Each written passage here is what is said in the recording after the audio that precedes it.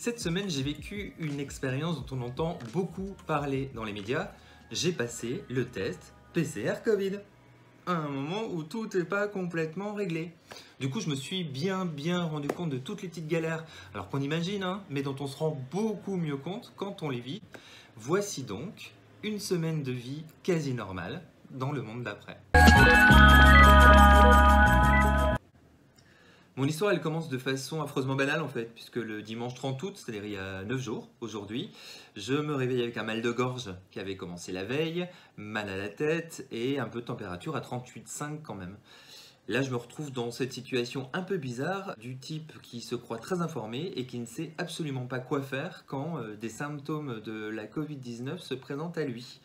Donc je fais un peu comme tout le monde visiblement, et je vais voir sur internet que faire quand on a des symptômes Covid-19.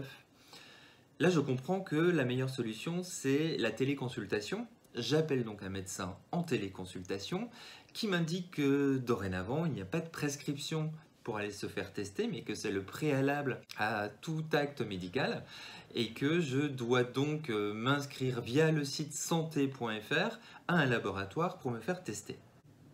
La promesse du site santé.fr me plaît bien, l'information fiable, utile pour votre santé, moi ça me parle, c'est exactement ce que je cherche. Je rentre donc ma géolocalisation, plusieurs laboratoires me sont proposés, je m'inscris à l'un d'entre eux, le plus proche, le mec pas complètement con, sachant qu'en plus j'ai un peu de fièvre donc je me dis je vais essayer de m'économiser. Je remplis le petit formulaire, je prends un Doliprane, je vais me coucher de manière à être dès 7h45 le lendemain devant mon ordinateur, mon téléphone, prêt à partir à tout moment dès que je reçois la confirmation de mon inscription. C'est à 8h40 que je reçois un mail qui m'indique qu'en fait il n'y a plus d'inscription et qu'il faut se présenter directement au laboratoire.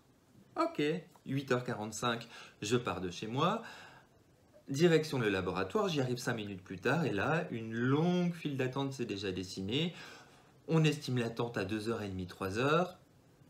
Je me dis que peut-être je vais tester un autre laboratoire qui se trouve être pas très loin de chez moi non plus.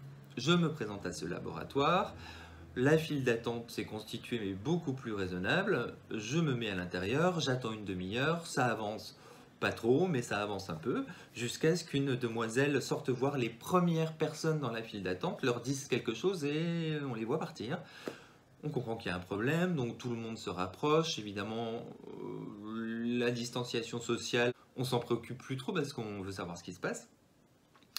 Et on comprend qu'en fait, il n'y a plus de test PCR dans ce laboratoire et que seules les personnes déjà inscrites peuvent rester, sachant qu'on ne peut plus s'inscrire. Ok, donc je pars de ce laboratoire et là, je me souviens que le centre de dépistage de l'hôtel de ville ouvre ce jour même à 10h.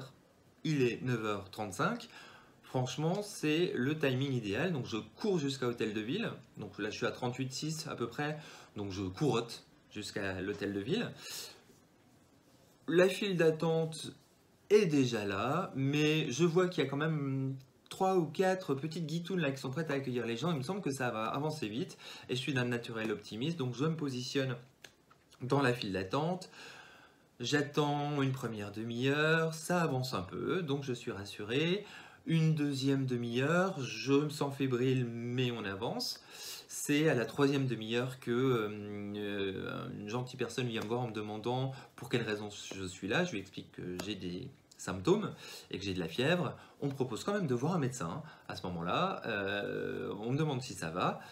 Je dis que je commence à être un petit peu fatigué, mais ça va aller, je vais essayer de tenir jusqu'au bout.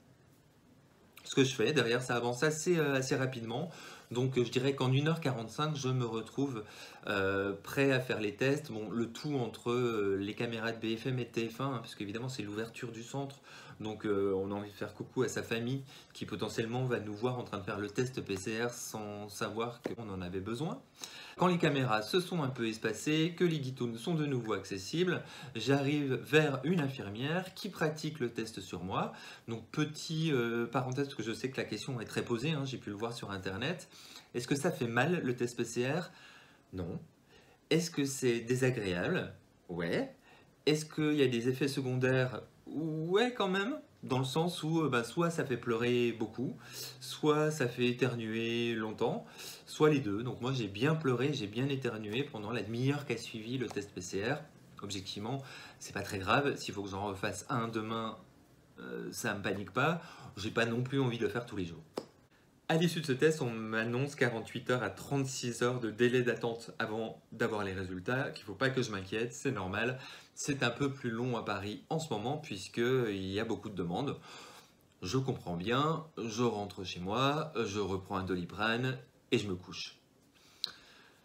Le lendemain matin, je me réveille et là, je suis quasiment guéri. J'ai encore un peu mal à la gorge, j'ai plus de fièvre, j'ai plus mal à la tête. Je sens que tout va bien, mais concrètement, j'attends des résultats. Donc, je me mets en posture de confinement, comme je l'ai lu dans tous les documents. Et c'est d'ailleurs ce qu'on m'a conseillé de faire lorsque j'ai fait mon prélèvement. Donc, j'annule mes rendez-vous de la journée et du lendemain, puisque je sais que je n'aurai pas les résultats avant le lendemain. Et je me mets patiemment en mode télétravail.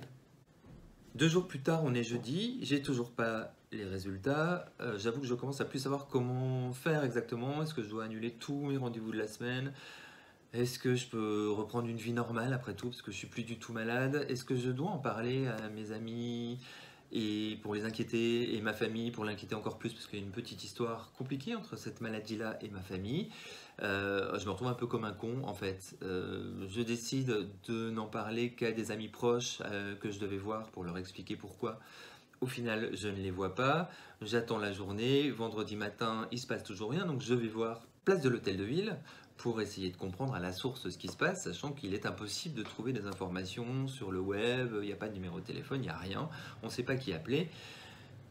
J'arrive à l'Hôtel de Ville, je demande à une demoiselle que j'interpelle de manière un petit peu directe et qui me dit, je comprends, oui, c'était les tests de lundi, le laboratoire a eu un petit problème, 1 de surcharge, 2 de machines cassées, mais ils nous ont promis que les résultats c'était pour samedi, lundi ou plus tard. 2 sentiments se percutent dans ma tête. Le premier, c'est ah chouette, ils n'ont pas perdu forcément mon test en fait. Et puis le deuxième, c'est ah ouais, mais ça devient un peu compliqué ces délais qui font qu'on ne sait pas bien gérer.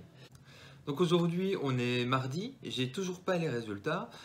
Bon, le truc, c'est que le débat actuel, c'est de se dire qu'une quatorzaine n'a pas beaucoup de sens et que c'est plutôt 7 jours qu'il faut viser. Donc, a priori, positif ou négatif, ça ne changera rien puisque je me suis déjà emplafonné 7 jours de confinement parce que je suis un garçon de bonne volonté, hein, franchement. À part les sorties que j'ai faites pour aller voir des gens qui pouvaient peut-être me renseigner sur où en étaient mes tests, j'ai vu personne de la semaine, j'ai annulé mes rendez-vous pro.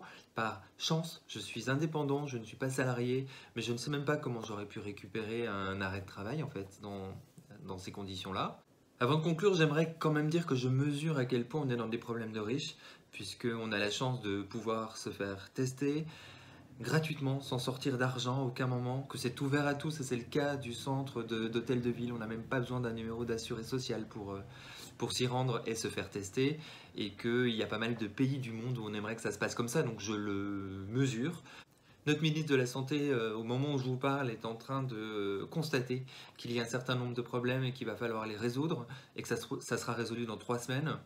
Pardon, hein, face à l'urgence d'une épidémie telle qu'on nous l'annonce, attendre 3 semaines pour résoudre un problème qui peut l'être de manière assez simple. En tout cas, on peut imaginer que ça devrait être assez simple de se dire qu'on remet une priorité aux gens qui présentent des symptômes, qu'on va par exemple s'appuyer sur les laboratoires vétérinaires qui ont levé la main pour dire qu'ils pouvaient aider à l'engorgement des laboratoires traditionnels en se mettant au service des tests de la Covid. Je ne crois pas que ça ait été entendu et activé. Donc j'avoue être un tout petit peu agacé.